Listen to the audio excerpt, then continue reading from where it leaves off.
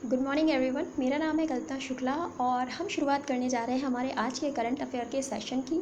आपके लिए जो पहला काम है वो सबसे पहले वीडियो को लाइक कर दें और जितना ज़्यादा हो सकता है प्लीज़ आप लोग शेयर किया करें अपने फ्रेंड्स के साथ, सोशल मीडिया अकाउंट्स पे हर जगह आप शेयर कर सकते हैं। सो स्टार्ट करते हैं। आज 21 जुलाई है। 21 जुलाई का हमारा करंट अफेयर बहुत इंपॉर्टेंट क्वेश्चंस हैं। आप नोट्स बनाने के लिए बिल्कुल तैयार रहें, क्योंकि बिना नोट्स के अगर आप सोचते हैं कि आप याद रख सकते हैं तो फिर बिल्कुल नहीं। रिवीजन और नोट्स बनाना दोनों चीज़ें बहुत ज़रूरी हैं, क्योंकि लिखने से हमें याद रहता है। और जब हम एग्ज़ाम में बैठते हैं, एग्ज़ाम हॉल में बैठते हैं, तो कई बार हमें वो पेज रिकॉल हो जाता है कि इस पेज पे हमने ऐसी बात लिखी थी, अगर हमने अच्छे से रिवीजन किया होता है तो। पता नहीं आप लोगों के साथ ऐसा होता है कि नहीं होता है, लेकिन मेरे साथ ऐसा होता है कि अगर मैंने किसी रजिस्टर में या किसी पेज पर कोई बात लिखी है तो मैं एग्ज़ाम हॉल में उसे रिकॉल कर सकती हूँ। तो फिर आज चलते हैं पहले क्वेश्चन की तरफ। पहला क्वेश्चन है, सामाजिक न्याय और अधिकारिता मंत्रालय ने एक स्माइल योजना किसके लिए शुरू की गई है?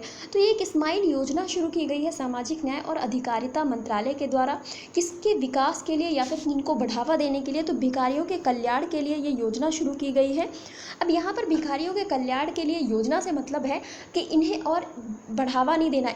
यहाँ पर इसका मतलब है कि इनकी जो भिक्षावृत्ति की भावना है उसको समाप्त करना है, ताकि भिखारियों की संख्या को थोड़ा कम किया जा सके। भारत में आपने हर मंदिर के बाहर भिखारी देखे होंगे। यहाँ तक कि आप जब जो सड़कों पर जब हम लोग रुकते हैं नियमों का पालन करने के लिए, वहाँ पर भी आपने भिखारी देखे होंगे। आप अधिकतर गाड़ियों के बाहर खड़े रहते हैं। तो यहाँ पर इनकी जो प्रवृत्ति है उसको बदलने के लिए इनको विकास मतलब इनका विकास किया जा रहा है, ताकि इनकी इस प्रवृत्ति को बदला जा सके और इनकी समाज में स्थिति को बेहतर बनाया जा सके। पश्चिम बंगाल जैसे राज्यों में भिखारियों की संख्या बहुत ज़्यादा है, दिल्ली में भिखारियों की संख्या बहुत ज़्यादा है। तो इससे क्या होता है कि इससे इन लोगों की जो प्रवृत्ति है, इन लोगों की जो सोच है, वो कहीं ना कहीं हावी होती है कि ये अपने बच्चों को पढ़ाना ही नहीं चाहते हैं, ये समाज में अपने बच्चों को किसी भी विकासात्मक कार्य में लगाना ही नहीं चाहते हैं। इनका मानना है कि बस बच्चा बड़ा होगा और उसको भी थोड़ा बड़ा होता है उसको भी कहीं किसी जगह पर बिठा करके भीख मांगने के लिए छोड़ दिया जाता है। इसके साथ साथ क्राइम भी कहीं ना कहीं इसमें देखने को मिलता है। तो इसीलिए भिखारियों के कल्याण के लिए ये योजना शुरू की जा रही है, ताकि इन्हें उचित आवास दिलाया जा सके, उचित सुविधाएं मुहैया कराई जा सके। तो इसकी फुल फॉर्म हम देख लेते हैं स्माइल योजना की। स्माइल योजना जिसकी फुल फॉर्म है support for marginalised individuals for livelihood and enterprises, ये इसकी फुल फॉर्म है। योजना का फोकस जो है पुनर्वास पर है, चिकित्सा सुविधाओं का प्रावधान इनको देने के लिए, परामर्श, बुनियादी दस्तावेज, शिक्षा, कौशल विकास और आर्थिक संबंध से है कि इनकी आर्थिक स्थिति को बेहतर बनाया जा सके।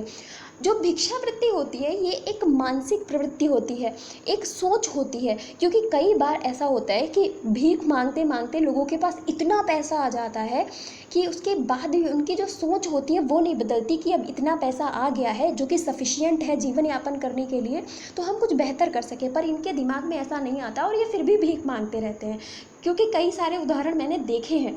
तो मैं खुद का ही एक बताती हूँ कि जब मैं बरेली में पढ़ती थी तो वहाँ पर स्टेशन पर एक आदमी भीख मांगता था और उसका बेटा उसे रोज़ पल्सर गाड़ी से छोड़ने आता था भीख मांगने के लिए। तो सोचिए कि जिसके पास पल्सर गाड़ी है उसके पास जाहिर सी बात है कि पैसा होगा तब वो गाड़ी खरीद पा रहा है और उसमें लगने वाला पेट्रोल और जो कुछ भी है उसका खर्च दे पा रहा है। तो ये इनकी प्रवृत्ति होती है जिसे बदलने की ज़रूरत है। अगर हम बात करें 10 शहरों जैसे दिल्ली, बेंगलोर, चेन्नई, हैदराबाद, इंदौर, लखनऊ, मुंबई, नागपुर, पटना और अहमदाबाद में भीख मांगने के कार्य में लगे व्यक्तियों के व्यापक पुनर्वास पर पायलट परियोजनाएं शुरू की गई हैं कि अगर ये वर्क करती हैं तो आगे इन्हें जारी रखा जाएगा। तो अभी फ़िलहाल ये पायलट प्रोजेक्ट के रूप में शुरू किया गया है। तो चलते हैं नेक्स्ट क्वेश्चन की तरफ। और आज का आपके लिए पहला जो प्रश्न है वो ये है कि सामाजिक न्याय और अधिकारिता मंत्री अब कौन है, क्योंकि पद में परिवर्तन किया गया है। उसके बाद आपको बताना है कि सामाजिक न्याय और अधिकारिता मंत्री वर्तमान में कौन है। नेक्स्ट क्वेश्चन की तरफ चलते हैं और हमारा जो अगला प्रश्न है वो है, हाल ही में सॉफ्टवेयर का प्रयोग, किस सॉफ्टवेयर का प्रयोग भारतीय पत्रकारों, राजनेताओं और कार्यकर्ताओं कार्यकर्ताओं की जासूसी करने के लिए प्रयोग किए जाने पर विवाद हुआ है। यहाँ पर क्या हुआ है कि संसद में एक मामला उठाया है जिसमें कहा गया है कि भारतीय पत्रकारों, राजनेताओं और कार्यकर्ताओं की इस सॉफ्टवेयर के माध्यम से जासूसी चल रही थी। तो ये बहुत बड़ी बात है, किसी की प्राइवेसी पर यहाँ पर मुद्दा खड़ा होता है कि किसी की प्राइवेसी में घुसने का कोई प्रयास कर रहा है और सॉफ्टवेयर के माध्यम से।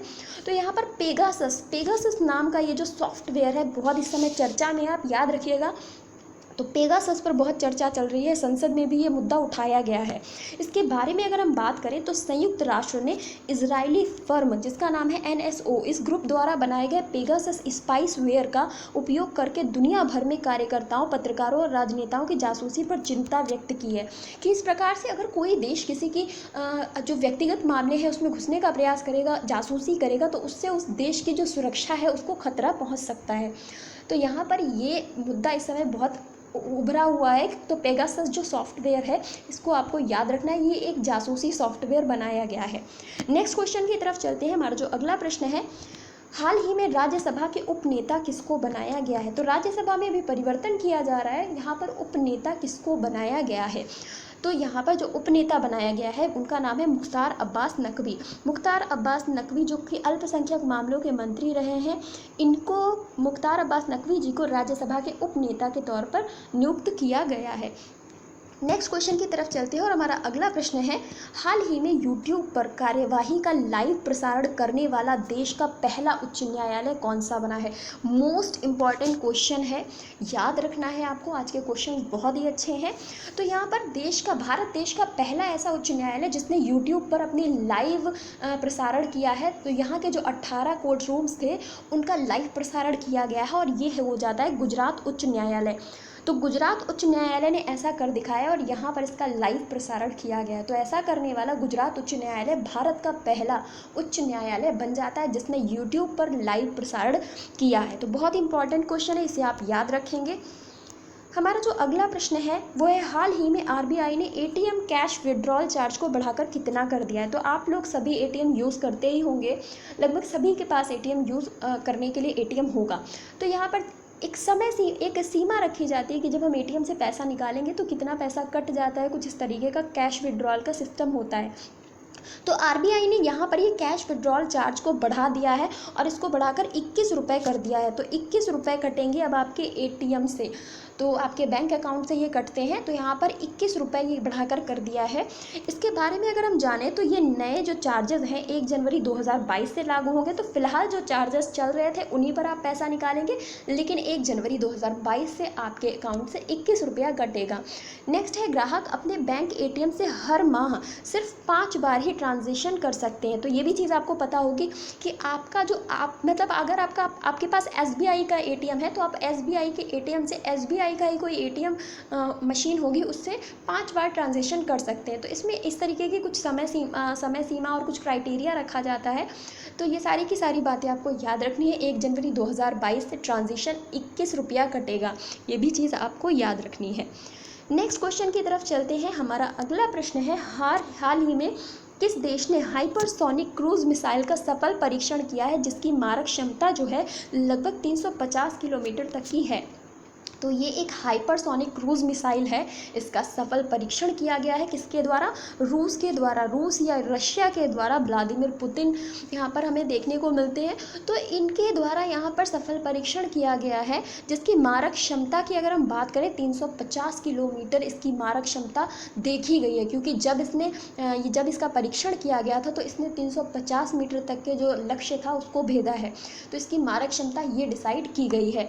आगे इसके बारे में हम थोड़ा सा जान लेते हैं कि रूस के उत्तर में श्वेत सागर जो है वहाँ पर स्थित एडमिरल गोर्शकोव युद्धपोत से इसका सफल परीक्षण किया गया है। तो ये भी आप याद रख सकते हैं कि इसका परीक्षण कहाँ पर किया गया है। तो उत्तर में श्वेत सागर जो पड़ता है वहाँ पर इनका एक एडमिरल गोर्शकोव नाम का युद्धपोत है जहाँ से इसका सफल परीक्षण किया गया है।